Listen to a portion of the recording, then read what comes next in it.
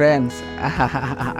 Ya Andre, seorang yang banyak melamun.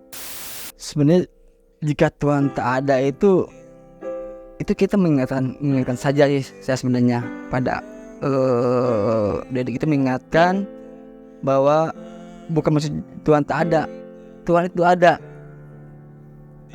Itu ditujukan buat orang yang pesimis, orang yang apatis, orang yang acuh terhadap lingkungan, orang yang putus asa. Itu yang mengingatkan jika Tuhan tak ada. Nah, kalau jika Tuhan tak ada, wajar anda berpikiran udahlah, beginilah hidup lah, mengalir adanya gitu. Itu kalau lirik itu sebenarnya simple. Kadang-kadang kita lupa. Emang dia cerita. Ketika kita mengalami keterpurukan kita tidak tahu cerita.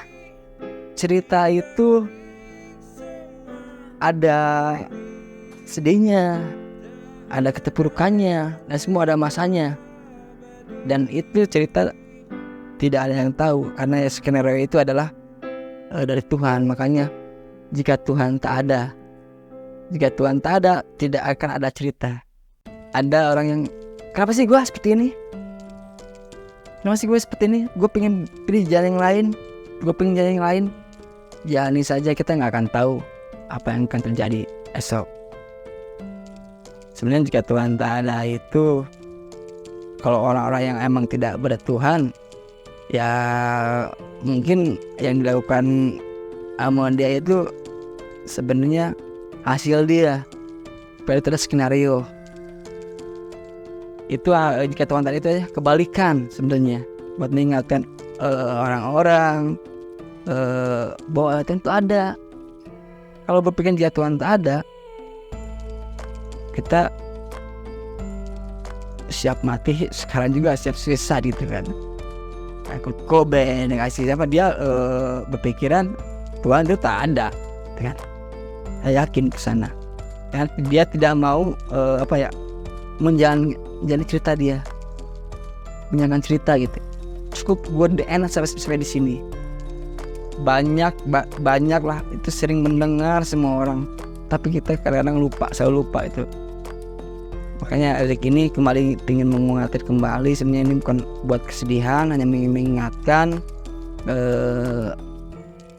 kepada ya semuanya yang mendengarkan Erik itu, ayolah kita tetap berjalan. Hari ini mungkin kita senang, hari ini kita ketawa, 5 menit kemudian kita nggak tahu kita bersedih, 5 menit kemudian kita nggak tahu ternyata kita dapat teman baru, inspirasi baru kayak gitu. Pekaan hati. Jadi itu cerita jangan hanya dari cerita kita, pekaan hati kita terhadap ketika kita sedang naik motor, lihat seorang, mungkin lihat datang ke rumah, saya berpikir, balik lagi ke hati, balik lagi ke pikiran, bermain dengan kata-kata, tuangkanlah itu kayak gitu.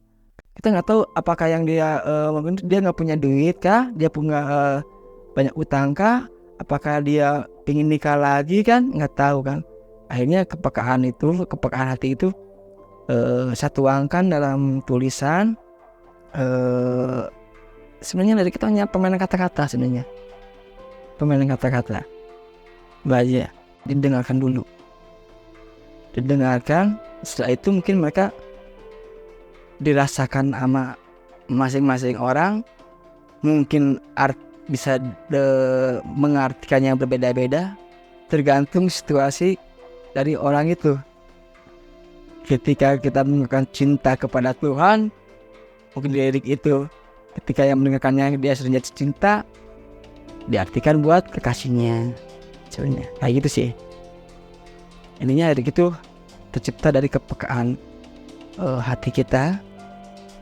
Bukan hanya kepekaan hati sih, kepekaan hati, kepikiran, lari ke hati lagi, kepikiran, ke hati, baru lirik.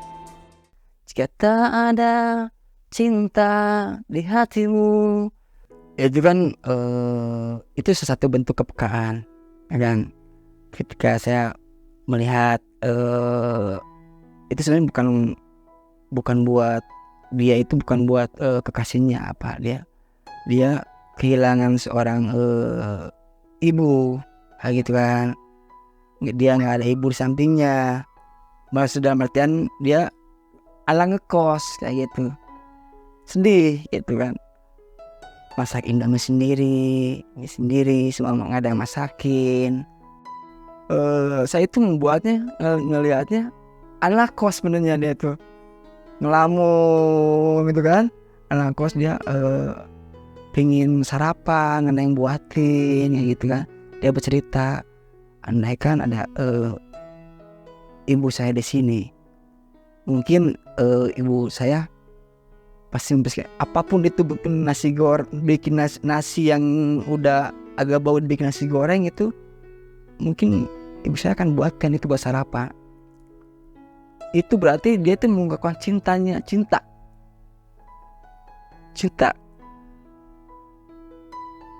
Nah, cinta itu dia ke ibunya. Nah, mungkin bagi orang yang mendengarkan, ketika orang yang mendengarkan dan rasakan ketika dia sedang jatuh cinta tapi ditolak, mungkin artinya buat ke wanitanya. Itu tergantung dari orang yang mendengarkan, yang merasakan, dan situasi orang itu. Itu sangat manusiawi dan sangat sulit sekali berdamai dengan diri sendiri daripada berdamai dengan lingkungan sekitar. Kadang-kadang kita bisa berbohong, tapi kalau berdamai dengan diri sendiri, kita tidak bisa berbohong. Kita ingin berdamai dengan orang lain, dengan lingkungan sekitar, kita bisa berbohong. Tapi ingin berdamai dengan diri sendiri, nggak bisa. Karena di sini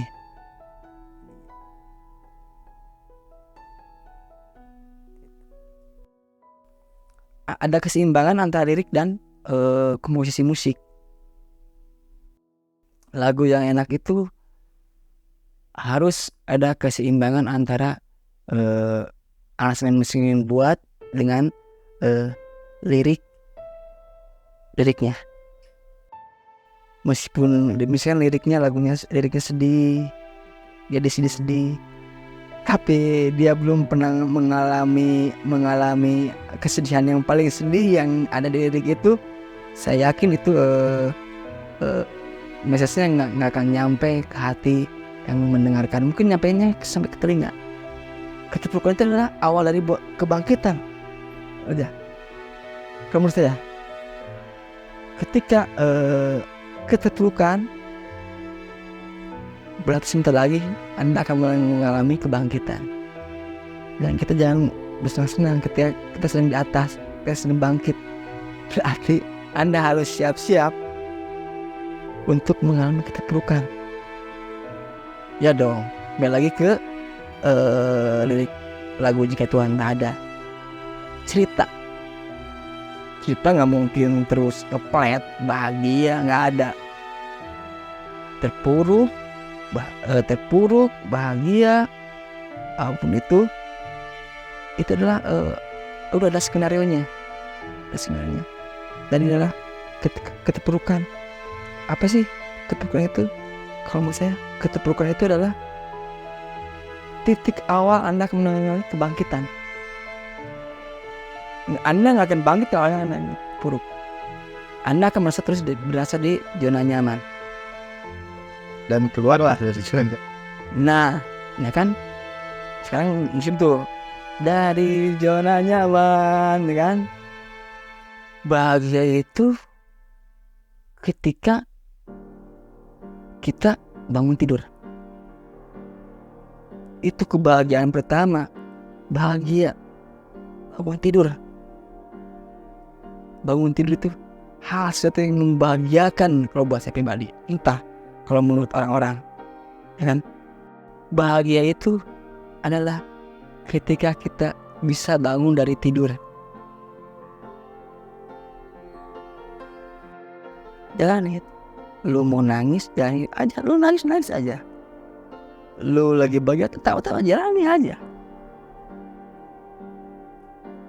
Cuman ingat gitu, semua ada akhirnya, nggak ada yang kekal abadi bagi ke sana.